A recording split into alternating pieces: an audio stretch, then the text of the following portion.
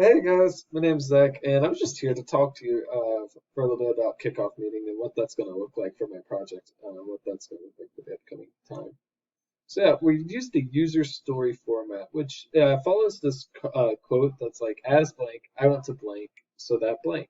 What this means is that we want to have a personal relationship, that there are goals involved, and that there's a lot of reasoning involved. So that way we can really connect with each other and the team members involved within this project and really be able to collaborate and achieve a goal with using technology in a certain country.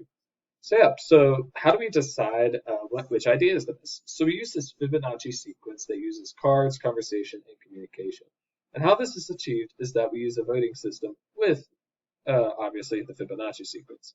So we use these cards, and they're each given a Fibonacci number, and we just assign different values to the ideas, and then that way they allow us to be able to pick out which ideas we like the best.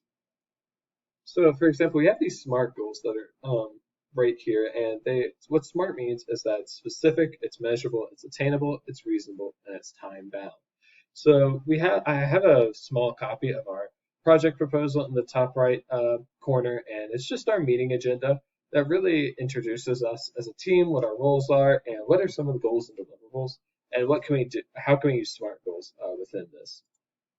And then one of the final things that we did is we narrowed down these ideas, and we kind of had this idea of like pruning the product tree and using the sailboat method. So I don't have the pruning the project tree up here, but it's pretty much being able to look at the roots of what is the foundation of this project. What is the trunk? What is our main core message? And then as we start to branch out, the more farther on we get is the more long-term the goals are.